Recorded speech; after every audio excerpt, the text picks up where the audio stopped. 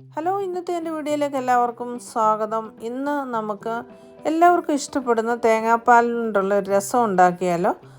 അതിന് ഞാനിവിടെ എടുത്തിരിക്കുന്ന ഒരു പിടി ചുവന്നുള്ളി എടുത്തിട്ടുണ്ട്, 2 വറ്റൽമുളക്, 5 അല്ലി വെളുത്തുള്ളി, 2 തണ്ട് കരിയാപ്പില, 1 ഇഞ്ച് നീളത്തിലുള്ള 1 ഇഞ്ചി കഷ്ണം, 4 പച്ചമുളക്, 2 തക്കാളിക്ക, 1/2 കപ്പ് മല്ലിയില, 2 കപ്പ് തേങ്ങാപ്പാൽ, 1 ടേബിൾ സ്പൂണ് കുരുമുളക്, 1/4 ടീസ്പൂണ് ഉലുവാപ്പൊടി,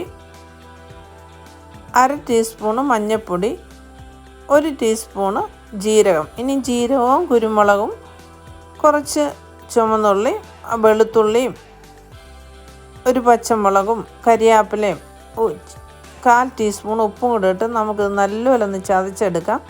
ഞാൻ നല്ലപോലെ ഒന്ന് ചതച്ചെടുത്തുകൊണ്ട് വന്നിട്ടുണ്ട്. ഇനി നമുക്കൊരു ബൗളിലേക്ക് ഒരു ചെറുനാരങ്ങ വലുപ്പത്തിലുള്ള വാളൻപുളി ഇട്ട് കൊടുക്കുക, അതായത് പിഴുപുളി ഇട്ട് കൊടുത്തതിന് ശേഷം അതിലേക്ക് എടുത്തു വെച്ചിരിക്കുന്ന മല്ലിയിലയിൽ നിന്ന് ഒരു പകുതി മല്ലിയിലയും നമുക്ക് ചതച്ച് വെച്ചിരിക്കുന്ന അരപ്പിൽ നിന്ന് പകുതി അരപ്പും കൂടെ ചേർത്ത് ആ 2 തക്കാളിക്കയും കൂടെ ഇട്ട് കൊടുത്ത് നമുക്ക് നല്ലപോലെ ഒന്ന് ഞെവിടി എടുക്കാവുന്നതാണ്.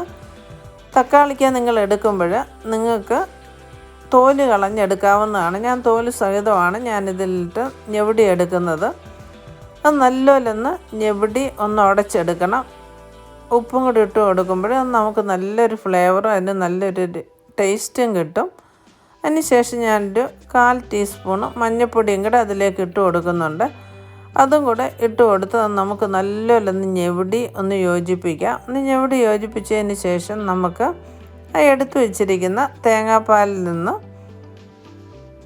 കുറച്ച് 1/2 കപ്പ് നമുക്ക് ഒഴിച്ചു കൊടുക്കാം. ഞാൻ 2 കപ്പ് തേങ്ങാപ്പാലാണ് എടുത്തിരിക്കുന്നത്. അതിൽ നിന്ന് 1/2 കപ്പ് ഇട്ട് കൊടുത്ത് നമുക്ക് നല്ലപോലെ ഒന്ന് ഞെവിടി ഒന്നുകൂടെ ഒന്ന് നല്ലപോലെ ഇളക്കി യോജിപ്പിച്ചതിന് ശേഷം നമുക്കതിലേക്ക് ഒരു 1/2 കപ്പും കൂടെ തേങ്ങാപ്പാൽ ഒഴിച്ചു കൊടുക്കാം. തേങ്ങാപ്പാലും കൂടെ ഒഴിച്ചു കൊടുത്ത് അത് നല്ലപോലെ ഒന്ന് ഇളക്കി യോജിപ്പിച്ചതിന് ശേഷം നിങ്ങൾക്കത് മാറ്റി വയ്ക്കാവുന്നതാണ്. നിങ്ങൾക്ക് തേങ്ങാപ്പാലിൻ്റെ 2ാം പാൽ വേണമെങ്കിൽ ഉപയോഗിക്കാം. ഞാനിത് 1ാം പാൽ തന്നെയാണ് ഫുള്ള് ഉപയോഗിച്ചേക്കുന്നത്. അന്നേരം കറിക്ക് ഒന്നുകൂടെ നല്ല ടേസ്റ്റ് കിട്ടും. അതിന് ശേഷം നമുക്കൊരു ചട്ടി അടപ്പത്ത് വെച്ച് അതൊന്ന് ചൂടായി വരുമ്പോൾ അതിലേക്ക് ഞാൻ 1 ടേബിൾ സ്പൂണ് വെളിച്ചെണ്ണ ഒഴിച്ച് കൊടുത്തിട്ടുണ്ട്. അതൊന്ന് ചൂടായി വന്നപ്പോൾ അതിലേക്ക് ഞാൻ 1/4 ടീസ്പൂണ് കടുകും ജീരകവും കരിയാപ്പിലയും ഇട്ട് പൊട്ടിച്ച് കൊടുത്തതിന് ശേഷം അതിലേക്ക് ഞാൻ അരിഞ്ഞ് വെച്ചിരിക്കുന്ന ചുവന്നുള്ളിയും കൂടെ ഇട്ട് കൊടുത്തിട്ടുണ്ട്. ചുവന്നുള്ളിയും കൂടെ ഇട്ട് കൊടുത്ത് അന്ന് നല്ലപോലെ ഒന്ന് വഴണ്ട് വന്നതിന് ശേഷം നമുക്കതിലേക്ക് അരിഞ്ഞ് വെച്ചിരിക്കുന്ന പച്ചമുളകും വറ്റൽമുളകും നമുക്ക് ഇട്ട് കൊടുക്കാം. അതും ഇട്ട് കൊടുത്തതിന് ശേഷം ഞാൻ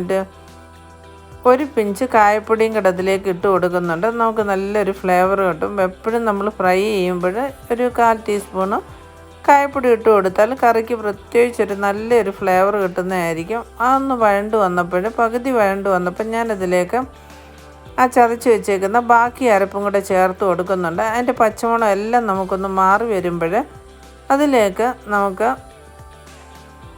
എടുത്ത് വെച്ചിരിക്കുന്ന 1/4 ടീസ്പൂണ് മഞ്ഞൾപ്പൊടിയും ഉലുവാപ്പൊടിയും കൂടെ ചേർത്ത് കൊടുക്കാം.